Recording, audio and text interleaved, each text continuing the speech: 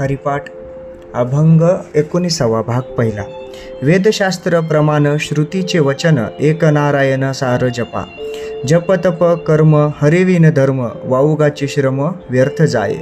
हरिपाठी गेले ते निवांतची ठेले भ्रमर गुंतले सुमन कळिके।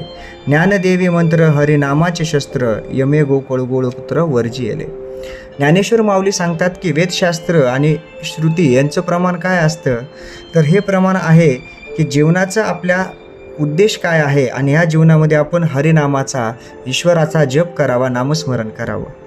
कारण वेद आपल्याला जीवनाची दिशा शिकवत असतात। वेदासारख्या ग्रंथ समजून घेणं आपल्याला कठीण जातं, म्हणून हरिनामाचा जरी आपण जप केला तरी देखील याची फलश्रुती खूप मोठी आहे। यातून मिळणारं पुण्य हे अपार आणि अमाप आहे, जे आपल्याला सरणारही नाही, पुरणारही नाही आणि उरणारही नाही या स्वरूपात नसून तर हे आपल्याला आजीवन मिळत राहील।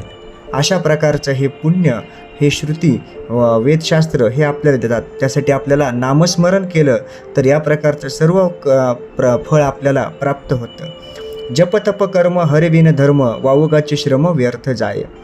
अनेक लोक जप तप करतात, नामस्मरण करतात किंवा मग काही लोक वेगवेगळ्या प्रकारे धार्मिक कार्य करतात। काही धर्म मानणारे किंवा देवाला मानणारे असतात, काही देवाला न मानणारे सुद्धा असतात।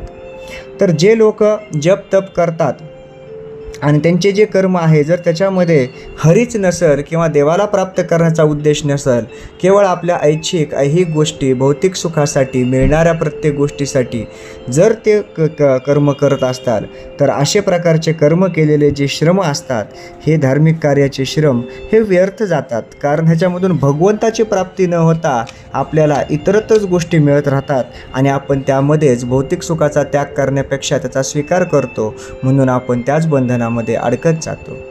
जय जय रामकृष्ण हरी।